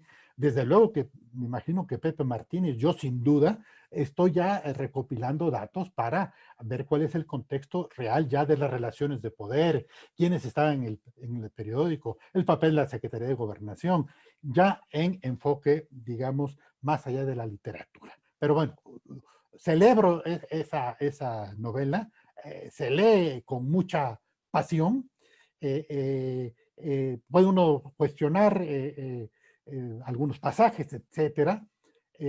Hay algunos datos que vienen de la propia ficción, de la propia recreación literaria. Entonces, esa parte sí habrá que ser superada. Nos puso un desafío, nos puso el ejemplo, ya nos corresponde a nosotros, periodistas, entrarle a la respuesta desde nuestro propio enfoque de experimentos. Columnas, desde luego, Granados, la de Buendía, no se han hecho ensayos sobre el estilo de la columna de Buendía. Digo yo porque de alguna manera estuve cerca en alguna etapa, vi cuál era su estilo. Su estilo era, ¿cómo llamarle? Musical, de oído. Buendía escribía a mano. Una asistente la pasaba a máquina y siempre pedía que alguien que supiera leer con ritmo la leyera. Y entonces le hacía todas las correcciones en términos fonéticos de ritmo. Si ustedes toman una columna de Buendía y la leen en voz alta, puede ser, valga la referencia, hasta musical. Da muchas cosas que revelan esta parte de lo musical. En cambio, Granados es más jurista. Entre bromas, no tenía mucho sentido del humor, pero yo llegué a escuchar en reuniones que le decían a gente, creo que fue Monsiváis el que le dijo, y no le gustó, que escribía como agente del Ministerio Público. Bueno, Granados tenía una mentalidad jurídica, era su estilo y le funcionaba. Entonces, todas estas partes tienen que verse, pero qué bueno que hace esta referencia Israel. Sí, el desafío es de nosotros. Ya puso a juego, por así decirlo, Enrique Serna, entonces nos toca de muchas maneras entrarle a el seguimiento de esta parte de nuestra experiencia. Bueno, Carlos Ramos Padilla, mi querido compañero, amigo, maestro, cómplice. La computadora dice que no, porque no. Ahí está ya. A ver, déjame ver. Ahí. Adelante. ¿Cómo están? Qué gusto saludarlos. A ver, es una reflexión a bote pronto, pero independientemente de la biografía de cada uno de nuestros colegas vivos o ya muertos en el pasado, déjenme interpretarlo de esta manera, pero después de la nota de 8 o del cabeceo, del cabezal del periódico, lo más importante era la columna y sobre todo la columna política. Una sentencia de cualquiera que pudiera firmar y tuviera credibilidad podría modificar incluso al sistema político mexicano con una sola advertencia, con una sola línea en una columna. Hoy me he percatado que el periodismo se ha desfigurado, ha perdido fuerza, ha perdido penetración, ha perdido credibilidad. Muchos de ustedes, muchos de nosotros, muchos colegas han anticipado informaciones de amplia calidad, grandes detonadores de cambios sociales y no pasa nada. Estamos más en la nota de los distractores que en las notas fundamentales de contenido y fondo. Que si el cubrebocas es la nota, que si el abrazo y no balazos, que si lo que diga mi dedito, pero no estamos entrando a lo fundamental del país. En este país han muerto 52,000 personas víctimas de una pandemia mal controlada y la nota es el festejo del presidente que pretende el Día de la Independencia con antorchas. Estamos viviendo una serie de actos criminales públicos de advertencias a través de las redes sociales muy graves, en donde se acusa a funcionarios por hombres enmascarados, embosados, armados, en donde se anticipa de atentados, y la nota es que el Tren Maya va. Es decir, yo no sé en dónde se está perdiendo este camino que hasta hemos permitido que a compañeros como Alberto Barranco o Isabel Arvide sean nombrados con cargos diplomáticos que no merecen, no porque no tengan la categoría, sino porque no tienen la experiencia y el país así no lo merece. Entonces, en lo fundamental, déjenme platicarles una anécdota, pero en alguna ocasión cuando Joaquín López Dóriga se había separado de Televisa y de su siempre maestro Jacobo Zabludovsky y se iba a Imevisión a fundar un noticiario, si no mal recuerdo, que se llamaba 7 Días, me encontré a Zabludovsky y le pregunté que si no tenía temor de perder el rating. Y me dijo que no, que porque López Dóriga esa noche podría anticipar que iba a haber un sismo y iba a ser ampliamente comentado. Pero si él señalaba que iba a haber un sismo en la Ciudad de México, la ciudad se vaciaba. Con esa seguridad lo decía, como cuando también le pregunté en alguna ocasión si él no tomaba vacaciones y me dijo, tomar vacaciones es darle la oportunidad a otro de que muestre que eres mejor que tú. Entonces, es una reflexión simplemente para criterio, para ponerlo en la mesa, pero siento que hemos perdido la fuerza, el sentido, o nos han hecho perder el sentido y la fuerza del periodismo de la columna política. Yo preguntaría, querido Carlos, si quienes estamos participando, y los veo, los rostros y los conozco, estamos participando en esta convocatoria que nos has regalado, yo me preguntaría si nosotros estuviésemos en una mañanera y no quienes pretenden pasarse por periodistas. Ahí lo dejo.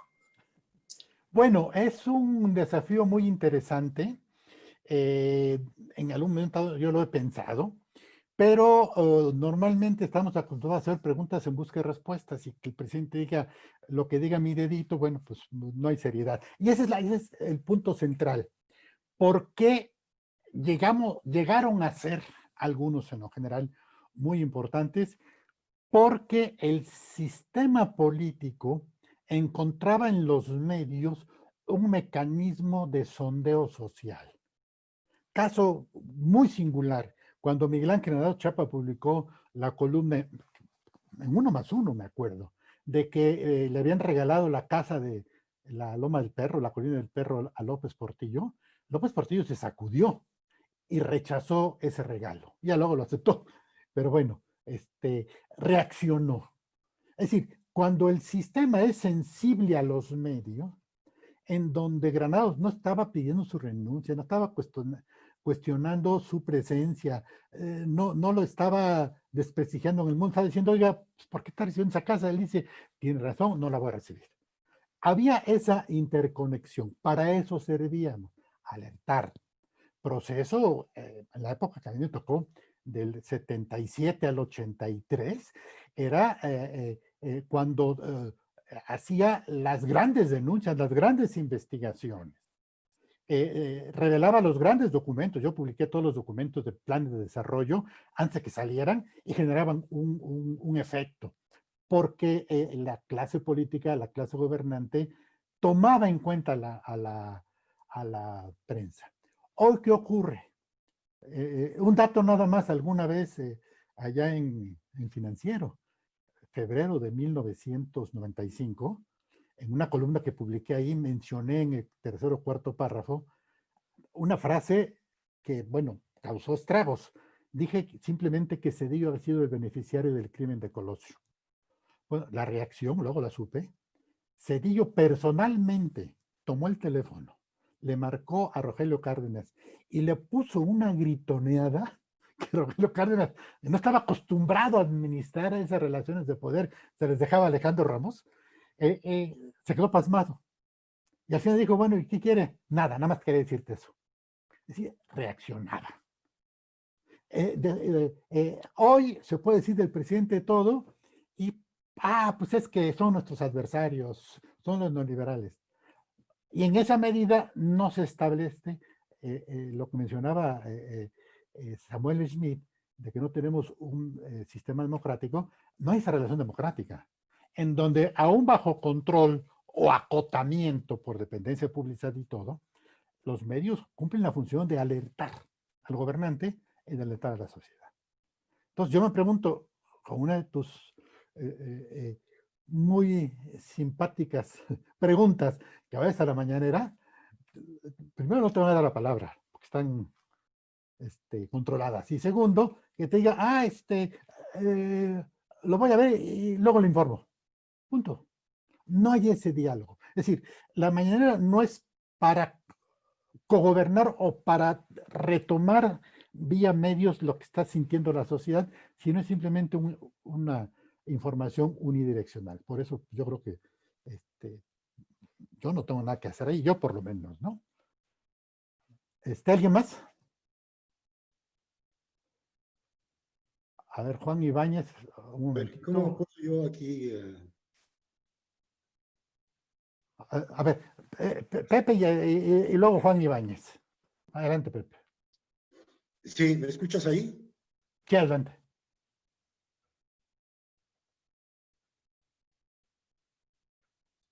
Lo que decía Carlos Ramos, estamos, como dice Vargas Llosa, en la sociedad del espectáculo, en la frivolidad.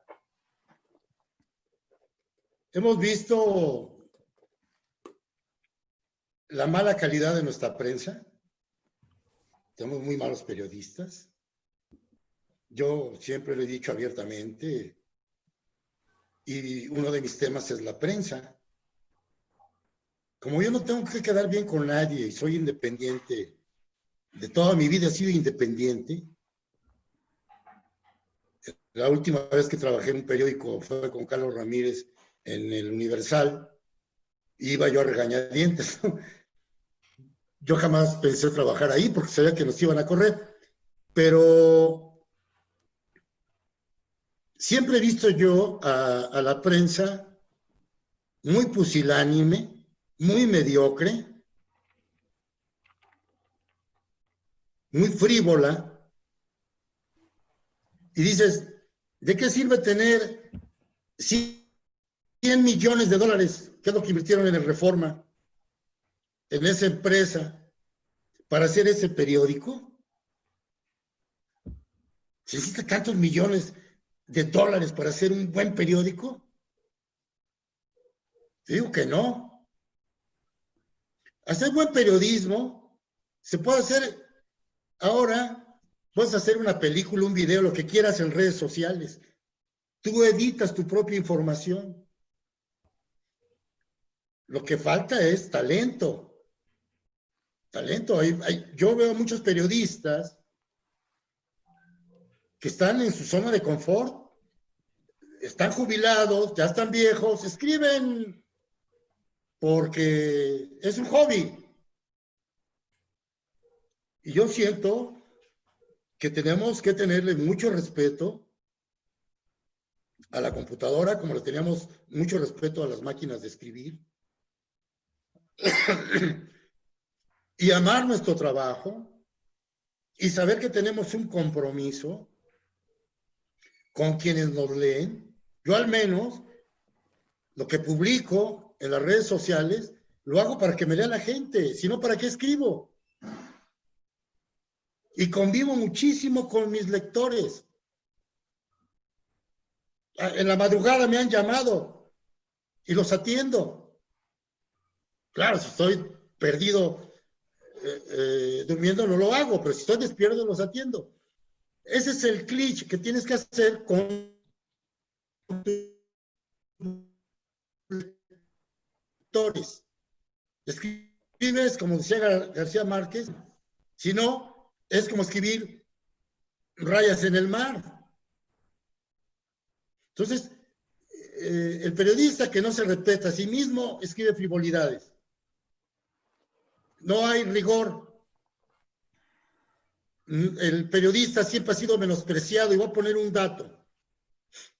Yo me he dado mis agarrones en la Universidad Nacional Autónoma de México, el Instituto de Investigaciones Jurídicas de la UNAM, con doctores en Derecho, de muchas partes del mundo, en sesiones que llegué a tener ahí a lo largo de 7 años, haciendo un trabajo muy vinculado a la universidad. Un día había periodistas de 30 países, se filmaba un programa y nos aventamos como 2 horas escuchando el currículum de cada uno de los participantes. ¿Cuántos libros se habían escrito? ¿Cuántos artículos se habían publicado? Total, que cuando llegaron a mí, que me tocó mi turno, en lugar de dar mi currículum, yo nomás, cuando dijeron José Martínez, periodista, punto. Y los critiqué. ¿Por qué? Muchos intelectuales, muchos tránsfugas de la academia, que han dejado los cubículos, que han dejado la universidad y se han mudado a los medios, porque ganan mucho más dinero. Ahora ellos son los que dicen cuál es la buena y la mala prensa. Y nos ven con desprecio. Porque el periodista no está preparado para confrontar al interlocutor. Es un transcriptor, un mensajero. Pongo un dato. Platicaba René Avilés Favila cuando entrevistó a Mario Vargas Llosa en la UAM. La Universidad Autónoma Metropolitana lo seleccionó a él para entrevistar a Vargas Llosa en una visita que hizo a la universidad. Y lo tiene publicado René Avilés. Dice que preparó meticulosamente un cuestionario para confrontar a Vargas Llosa, pero se le olvidó en el último momento. Cuando lo tuvo enfrente, dice que se sentía como el rey desnudo. No sabía ni qué preguntarle, lo avasalló, lo rebasó el personaje, y él lo admite y dice, esta es una clase de lo que no se debe hacer en el periodismo. Va a ser todo en un cuestionario, en lugar de ir mentalmente preparado para interrogarlo. Entonces, el periodista muchas veces no estudia los personajes. Y tenemos pésimos editores, malos editores. Hay una prensa mucho mejor en El Salvador y en Guatemala que en México. Pepe, se nos está acabando el tiempo. Pero bueno, lo dejo así. Juan Ibáñez, que hizo pidió la intervención, será la última. Tenemos más o menos 5 minutos. Estamos buscando extendernos, pero mientras vamos a aprovechar esos 5 minutos. Adelante, Juan. Buenos días. Yo quería hacer un comentario básicamente de lo que decía Carlos Ramos sobre las mañaneras. Es en el sentido en que el presidente hace una nueva forma de hacer política, una manera en donde utiliza a a sus voceros, que son los periodistas que están presentes, para enviar sus mensajes políticos con la finalidad de distraer realmente la realidad interna de nuestro país, de lo que pasa en la economía, en la sociedad, etcétera, y lanza este mensaje para que nosotros no nos demos cuenta, perdón, de la realidad que pasa internamente en nuestro país. Era un comentario que quería hacer brevemente. Muchas gracias, Carlos. A ver, permíteme. Tarda un poco la máquina. Ya, adelante. No, solamente agradecer y me felicito, como siempre, de tu convocatoria, Carlos, al gran Pepe Martínez, su disertación muy rica, y a todos mis compañeros que han trabajado, me han dado su opinión. Me hubiera gustado mucho escuchar a Rafa Bascal, que tiene una gran sensibilidad en el manejo de la opinión pública. Pero, Carlos, tú has sido testigo, tú y yo hemos vivido juntos el destape de muchas notas muy importantes que a través de la radio, de las columnas, han conmovido y han movido a la sociedad. Tú mencionabas un asunto de Zedillo. Yo recuerdo pues un asunto que tú y yo manejamos y que destapamos y movió al mundo, que fue lo de Brad y la línea 12, y luego lo de un jefe delegacional, El Pino, allá en Tlalpan, en donde ocurrió un asesinato y lo disfrazaron, en fin. Pero yo insisto, y lo mismo le agradezco a Juan haber puesto interés en mi convocatoria, pero lejos de permitir nosotros, los periodistas, que nos ganen el lugar improvisados, inexpertos y personajes de muy baja calidad que se enfrentan, ni más ni menos que al presidente de la República. Yo no sé si, como dice Juan, el presidente es tan hábil de meter a sus paleros para que manejen en la opinión pública, o es al revés. Nosotros somos tan incapaces como periodistas de dar la cara frente a la nación y ante la opinión pública a un modo de gobierno que francamente nos está poniendo en verdaderos aprietos por la serie de ocurrencias. Y bueno, ahí están los datos, no lo digo yo. Simplemente hay que ver las disposiciones y las comparaciones de lo que está ocurriendo en este país en este momento con el resto del mundo. Yo estoy muy enfadado, repito, con los recién nombramientos que se han dado de periodistas en sedes diplomáticas, como Alberto Barranco en el Vaticano o Isabel Arvide en Turquía. Yo sabía que ella había negociado, Isabel Arvide, ella lo presumía, había negociado su incorporación a Shanghái, pero no se pudo dar esta simplemente por la pandemia. Pero lo que decía Samuel Schmidt, que tiene mucha razón, pues en este sistema lo que estamos viendo es que, a lejos de Denegri, que cambiaba su intelecto, su talento, su gama de políglota, lo cambiaba por unos centavos y extorsiones, pues ahora lo estamos viendo que varios periodistas pues simplemente están acudiendo a cargos públicos que no merecen para hacerse credibilidad. Gracias, Carlos. Como última referencia, antes de terminar, tenemos la pregunta o la referencia que hace Abraham Gorostieta de decir que a nivel estatal y municipal existen, un poco parafraseando al Che Guevara, 1, 2, 3 mil Denegris, y no lo sabemos, no los vemos, porque además ocultan su corrupción en pequeñas dádivas o pequeñas cuotas, y pregunta si es posible cambiar esto. Bueno, pues entonces se trata de debatir para cambiar. Y al final, yo creo que el tribunal, por así decirlo, o la capacidad de decisión de la opinión pública, es la que decide a quién leer para seguir y a quién leer para no seguir o para no leerlos, ¿no? Esas partes, pues, de ese periodismo a nivel, sobre todo municipal y estatal, funciona mucho, pero no responde a las expectativas de lo que estamos hablando. Pero sí, es quizá nuestro principal problema, y creo que aquí nosotros quienes practicamos el periodismo en Ciudad de México, frente a estos equilibrios y desequilibrios de poder, tenemos la responsabilidad de no ir a niveles estatales y municipales a un poco debatir o aconsejar, y en el entendido de que hay periódicos muy importantes que en el interior están dando luchas que aquí no conocemos. Entonces sí necesitamos una mayor intercomunicación. Bueno, con esto terminamos la primera conferencia. Los invito mañana, va a estar Miguel Ángel Sánchez de Armas con el tema de la columna de Manuel Buendía. Nos va a dar buenas temáticas. Él fue el que del grupo de jóvenes que pululamos alrededor de Buendía, trabajó más directamente con él, estuvo en la jefatura de prensa de el CONACYT, donde Buendía, por cierto, no se le ha reconocido, fue el fundador de la revista Ciencia, creo que se llama, o Tecnología, o la revista CONACYT, que es una de las revistas científicas hoy más importantes de la ciudad, si no es que del país, si no es que ya la 4T haya dado cuenta de ello. Entonces, los esperamos mañana, poquito antes de las 11. Vamos a tratar de planear y programar un poco de más tiempo para poder seguir debatiendo. Les agradezco mucho su participación y pues los espero aquí mañana. Buenas tardes.